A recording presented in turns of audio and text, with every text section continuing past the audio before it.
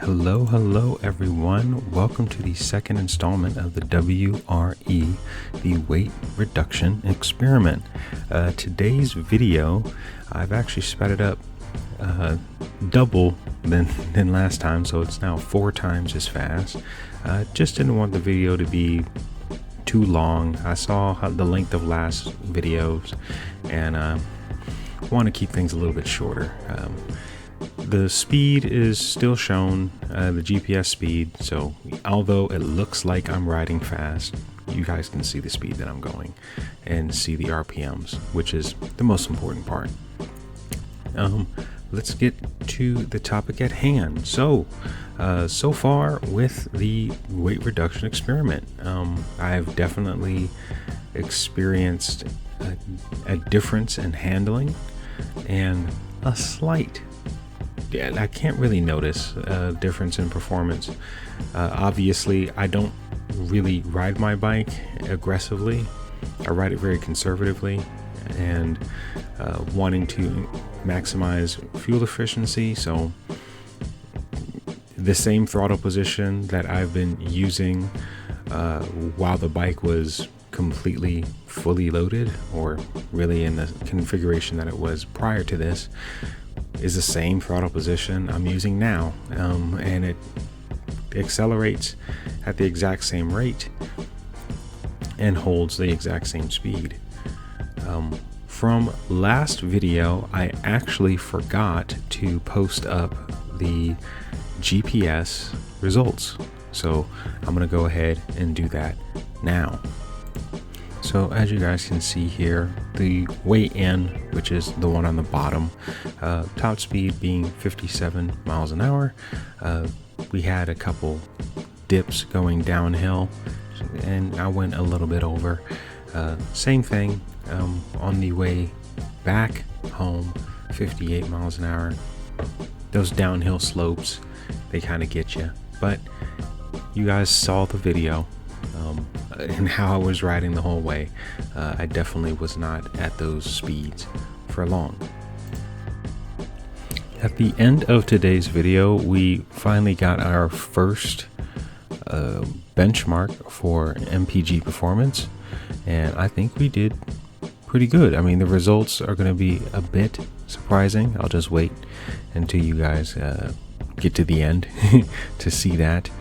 And also the overall how the bike is doing as well is a bit surprising. Wait for you guys to see at the end for that as well. Pretty much everything else, I've been doing as much research as I can on this topic. In all honesty, man, I still can't find anything that links overloading a motorcycle, to a certain degree, to cause engine reliability issues. I just can't find it, or valve clearance durability issues, I should say. Anything and everything that I could find is the typical stuff that everybody already knows. I mean, riding at high RPMs, having motorcycles that are fairly new or really old, or just really poorly made parts. I mean, it's just the usual stuff. Having a soft top end, you name it. And there's a lot of different reasons why valve clearance durability can wear excessively or prematurely. But exceeding GVWR, again, can't find any information on that. But nonetheless, this test must go on. And so far, yeah, I've been riding this bike. This is the second day. It's handling great. I'm actually have to confess, I'm really missing some of my accessories. I mean, it was just nice to have a box to put my helmet and all my stuff in. Wearing a backpack, it's not the most comfortable after a while. Also, not having a windshield is also not very comfortable after a while. Getting all that wind straight onto my body, it tires me out a lot more. I used to have like a stock screen with the windscreen extension, and I had my little pocket of still air behind it, and it was nice, But now, which I can't complain too much about. It is summertime. It's not cold yet. It's still about 80, like high 70s, low 80s outside while I'm riding at night. And then in the morning, 70s are riding home. So it's really good, decent weather, but it's just a lot of wind that beats on you. It kind of wears you down, it tires you out. So I'm pushing through it though, trying to get used to it as much as possible. The reason why I didn't remove my hand guards is because when bugs, like when you're riding and you get those bug splatters, they really hit hard, and it feels like rocks on your hands. So that's one thing I didn't want to do. I didn't want to get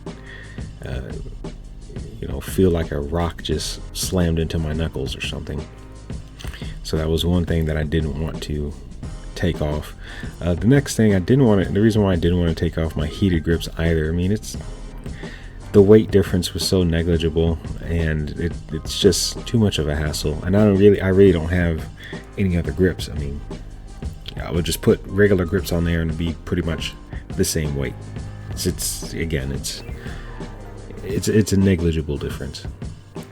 And obviously, the auxiliary lights is a must-have for the type of riding that I'm doing. You guys see how pitch black it is, and how helpful it is to have that extra lighting for visibility. But everything else was free to go. So every fender, every crash bar, any and every little thing that I could take off the bike to reduce the weight as much as possible. Well, I succeeded in reaching a weight that allowed me to stay within the GVWR limit. Alright, I'm going to let you guys continue to watch this video, and I'll see you guys at the end where we'll go over the results of today's entry in the WRE, or weight reduction experiment. See y'all later.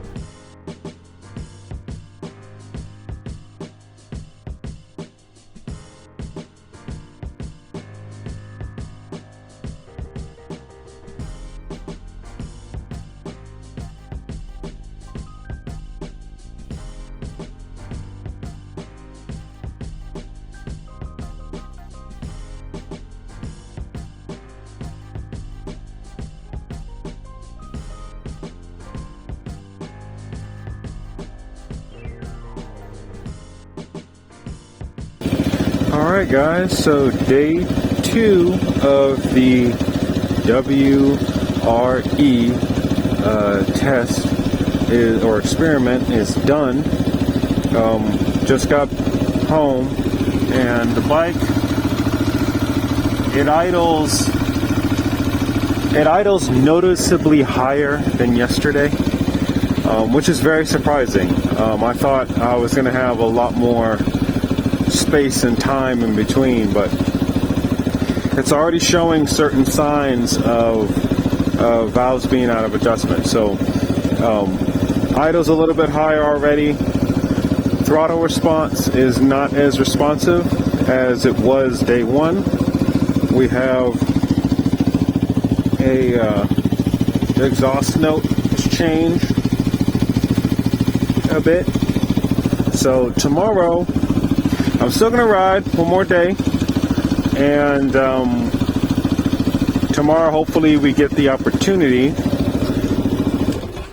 to make a pass, and I'll just, whenever I do make that pass, I'll just hold on and we'll see what type of top speed we get. And I hope that top speed is, well, somewhere above 70 miles an hour. This bike is fully stripped down, so it should have absolutely no issues hitting that speed. Also, for today's gas mileage, I'm going to put the screenshots up.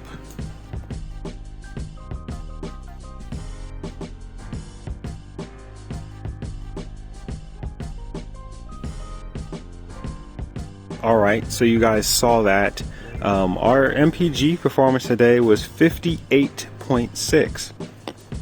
That, I honestly thought I was going to get a lot better gas mileage, but I don't know if the bike in itself just over time just was getting a little bit poorer performance. We did have that one pass, but still, I just believe that the bike being in a stripped down configuration would yield better MPG performance than what I'm generally used to, because 58.6 is pretty expected. I would have expected somewhere around the 58 range had the bike been fully dressed. So yeah, not really that much of a difference in MPG performance. Then again, you know, I don't really feel much of a difference in the riding either. My hand throttle position is basically the same as it was when it was fully dressed, and as it is now with it torn down. So there's really, in that MPG performance area, I'm not really seeing any difference. I'm also, generally speaking, in the performance area all around, not really seeing much of a difference either, mainly because of the way that I ride it. I'm not rocket launching off of dead stops. The gear is low enough to pull anything. The bike doesn't never seem to struggle pulling me, especially with the lower gearing. So all in all, I'd have to say getting similar MPG performance as I was with the bike fully dressed. A little bit surprising, but then again, not really, not too much. And lastly, guys, we're going to show you the trip for today, the average speed and the top speeds that were achieved today. You guys have seen the video. I was riding 55 miles an hour pretty much the whole way. I think the ride to work during the nighttime is when I had that one occasion where I passed, so we'll probably see that top speed shown there. And once again here, the ride that's shown on the bottom is the ride into work, and then the ride that's shown on top is the ride back home. And ride down below, I have a top speed of 60. We did that small pass, and then the ride back, a 56, just slightly above the 55. probably once again going downhill. All right, so I'll see y'all tomorrow, and then we'll keep an eye on the idle speed along with other factors. I'll definitely get the MPG for tomorrow as well. We'll see if it's gone up or stayed the same or gone down. Overall, I believe MPG performance may be affected, but I'll go ahead and try to make sure I ride in the same manner, and we'll see the overall performance.